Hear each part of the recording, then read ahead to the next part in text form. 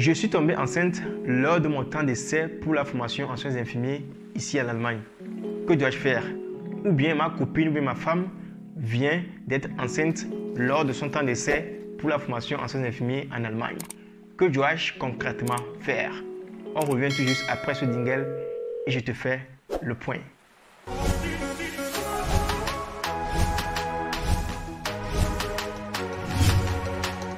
Salut à toi, si tu viens de me découvrir à travers cette nouvelle vidéo, je m'appelle Kojo Joel Humpe, je suis coach en immigration en Allemagne et à travers mes vidéos, je t'explique comment est-ce que tu peux faire pour pouvoir voyager en Allemagne en passant par le programme de pair, de volontariat, de formation, d'études et même le travail pour venir facilement en Allemagne.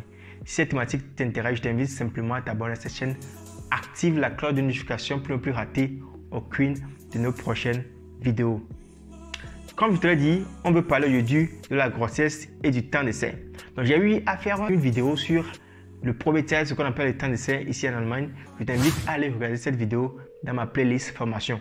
Cette vidéo va t'aider à pouvoir comprendre aujourd'hui ce que nous sommes en train de dire ici, tu vois.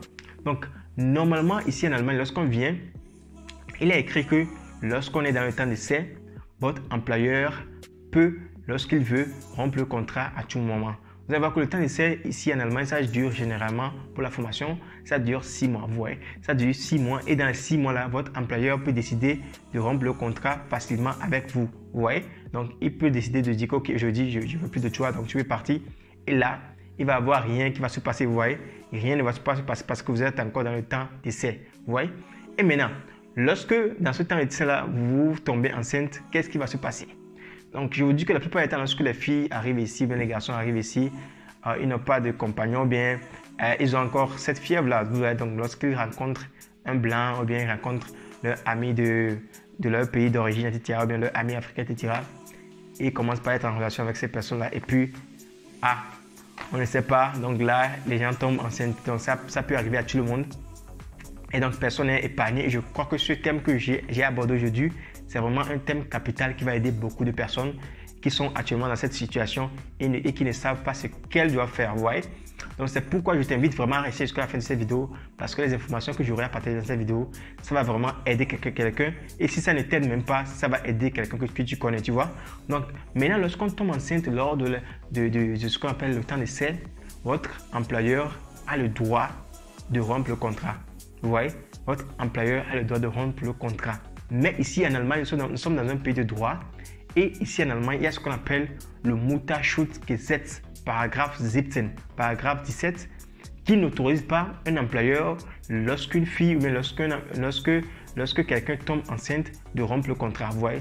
Même si vous êtes en formation ou bien vous êtes en temps d'essai, votre employeur n'a pas le droit de rompre le contrat avec vous. Vous voyez? Votre employeur est obligé de vous accepter comme ça. Et ce que j'aimerais également souligner ici, lorsqu'on est dans le domaine de santé, lorsqu'on tombe enceinte, on reçoit ce qu'on appelle Beschäftigungsverbot, ce qui veut dire que vous n'avez plus le droit de travailler. Vous voyez, lorsque vous tombez enceinte, parce que nous sommes dans le domaine de santé, vous n'avez plus le droit de travailler. Et même actuellement, lorsque le corona est arrivé, c'est encore très dur.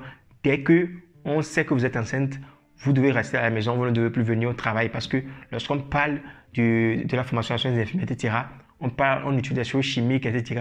On va à l'hôpital et puis on travaille avec les patients et ça peut arriver qu'on infecte l'enfant qui est dans le ventre. Vous voyez, donc c'est pourquoi ici en Allemagne, dès que vous tombez enceinte, vous recevez ce qu'on appelle Beschäftigungsverbot et vous ne devez plus travailler, vous ne devez plus faire le travail que vous faites dans les hôpitaux. Vous voyez, donc c'est le cas. Donc c'est pourquoi lorsque vous tombez enceinte, il y a des gens qui ont souvent peur. Vous voyez, parce que vous êtes en formation, vous avez peur, vous vous dites que ok, lorsque je dis ça maintenant que je suis tombé enceinte, peut-être mon employeur va maintenant rompre le contrat avec moi parce que je suis encore dans le temps d'essai. Non, ce n'est pas ça. Lorsque vous tombez enceinte, allez chez un gynécologue. Donc, le gynécologue va faire un test pour vous. Mais lorsque vous-même faites le test à la maison, vous voyez que vous êtes tombé enceinte. Allez chez un gynécologue. Le gynécologue va voir si vous êtes vraiment tombé enceinte. Et puis, le gynécologue va vous donner une attestation.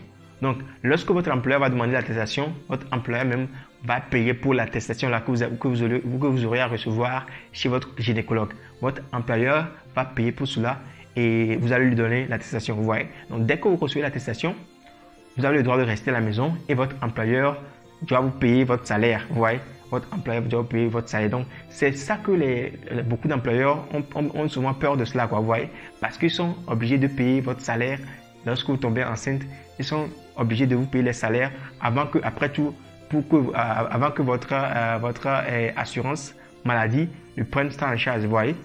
Ils vont payer par jusqu'à ce que votre assurance ne prenne le reste en charge. Donc, ces 3 mois, mais 4 mois que votre employeur va payer, il y a souvent des employeurs qui n'aiment pas payer cela.